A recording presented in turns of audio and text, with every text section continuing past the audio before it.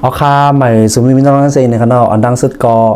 ย่อมน้อมปีน้องเขากูก็นะครับเนาะย่อมแปลว่าเขาก็ในลงวิดีโอปันพี่น้องเขาก็หึงเต้หึงว่าหน่าเย้าคณะพี่น้องคณะบางก็ติดลืมกันกว่ากันเนาะบางก็ตึกใจถึงกันเนาะคณะขอบใจใหญ่ๆน้ำตีใต้ก็พี่น้องเขาเจอคอมเมนต์มาไว้ปันคณะพี่น้องคณะว่าปีก่อนคือเขาหายกว่าไลค์เฮ็ดเย้าห้ามีเย้าห้าก้าเนี่ยคณะหันเอาวิดีโอลงปันเนี่ยเขานะพี่น้องคณะยังบอกว่าการส่วนตัวก็ห้ามนำอิดอ่อนเสียก็การเขาซ้ำนำให้ก็ตัดนับลงปันพี่น้องเขาคณะพี่น้องคณะแต่ว่าเหมือนในกว่าเขาก็ตีคัดใจเสียเอาวิดีโอมาลงปันปีน้องเขาป้อให้ป้ออะไรหู้อะไรหันกันกว่านั่นค่ะเราไม่ต้องเนาะเดี๋ยวว่ามันได้กว่าเขาตีมาร่วมปันพี่น้องเขานะอันใครย้อนพี่น้องเขากดไลค์กดแชร์เลยกด follow กดติดตามมันพอค่ะเนาะแต่ตีใ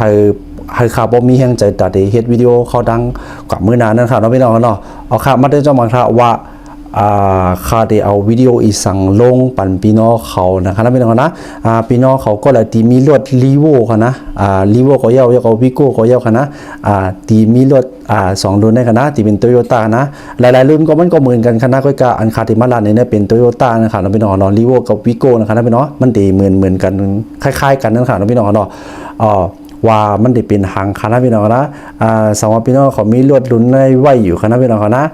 วิโก้กับลีโวในคณะอย่าไปพลาดวิดีโอในลาคณะพี่น้องนะมันดองใหญ่เลยหรือฮู้เต้ๆว่าคณะพี่น้องนะก็ต้องยอมครับว่าคาเดมันลานเนี่ยเป็นอีสังค่ะมาค่ะเอาค่ะมาค่ะพี่น้องเขามาในก็รถในล้านในเสียงก็อัมป้อนนำในก็ค่ะก็มีเขายำเสมาไถ่ในพี่น้องเขาค่ะเนาะเฮาโปพี่น้องเขาบ่เฮาโปฮู้บ่หันกวนค่ะในพี่น้องเนี่ย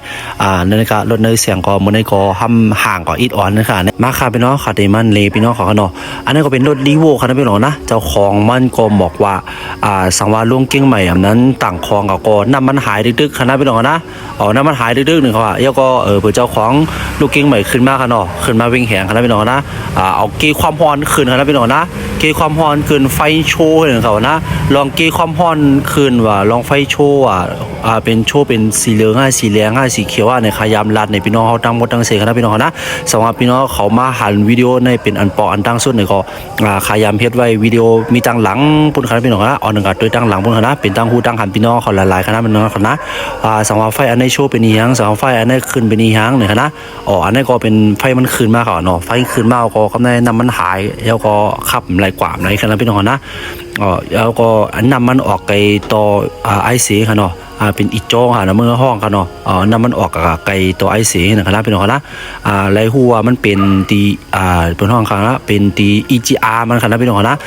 นี่ค่ะเป็นตัว EGR นะคะเนาะมันตีเหมือนแผงหมอนำค่ะนะนำมันตีกันหล่อเย็นปานนั้นน่ะก็ให้มันกัดนั่นค่ะเนาะพี่น้องเขาเนาะสังว่าเพิ่มป่องใจลอง EGR สังว่าเคยฮู้นี่ก็เขาฮู้ลึกเสียในก็ใจคอมเมนต์ไว้ปันค่ะนะพี่น้องนะย้อนไปว่ามังก็ตีฮู้ค่ะเนาะมังก็ตีฮู้มันมีตั้งนำค่ะนะพี่น้องนะสังว่าคาลาดกว่า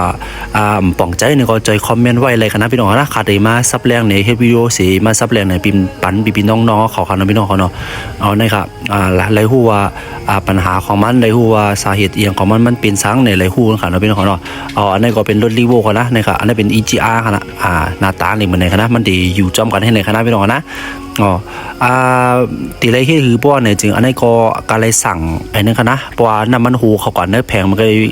ในนะครับพี่น้องนะนักแพงในค่ะนะมันหูกว่าก็ให้เรา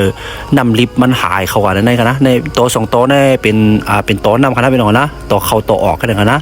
มันดีให้เราEGR เขานะมันเดียเย็นนะคะน้องพี่น้องเนาะพอสว่าใครหู้ลึกในก็ใจคอมเมนต์ไว้เลยครับพี่น้องนะลอง EGR ค่ะนะมันดีเข้าแล้วนั่นในก็ไม่ก็มันเดี่ยวออกไกลโตนะคะน้องพี่น้องเนาะย่ำมันป่องก็บ่สตาร์ทเครื่องนำมันหายเลยถึงขันให้พี่น้องนะเนี่ยก็มันออกไกลโตไอซีค่ะพี่น้องนะนะครับในก็สั่งสมยาค่ะนะพี่น้องนะปีเจ้าค่ะเลยกันแล้วหมอนำก็ดีค่ะเลยปิ่นป้าหมอนำแห่ยก็ตัวนั้นก็จะเลยสั่งไก่ศูนย์ค่ะนะ